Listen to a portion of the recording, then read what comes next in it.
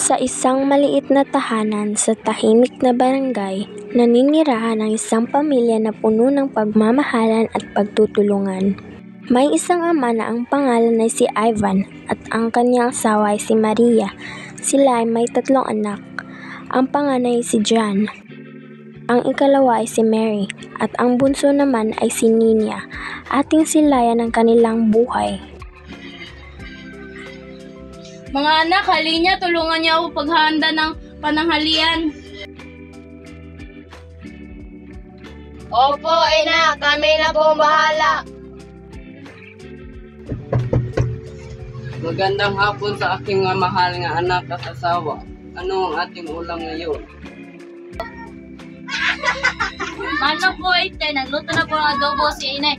Inay, dito na po si Itay. Ano po, Itay? Ano po, Itay? Pushmate, nakauwi ka na pala. Halina, sabay tayo kakain habang mainit pa yung pagkain. Isang araw, may problema na kinakaharap ang bunso na si Nina sa kanyang pag-aaral. Bakit ang hirap naman ang assignment na ito? Hindi ko maintindihan.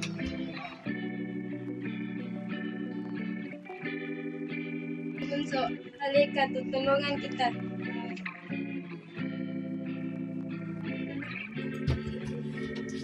Oo nga, Bunso. Sama-sama natin gagawin. Kaya mo yan, anak. Nandito lang kami para sa iyo.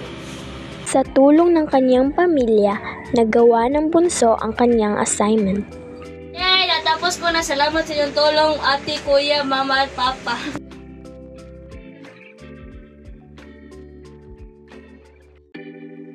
Magandang araw, class!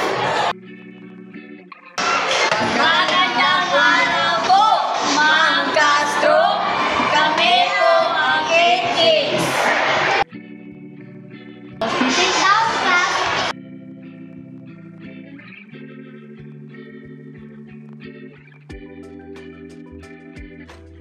Ako hindi masaya sa inyong mga score dahil isa lang nagkakuha ng isang mataas na score.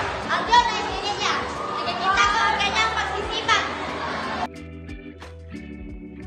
Wow!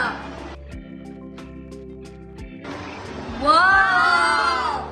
Ninya, ang galing mo naman. Pagkatapos nito, laro tayo.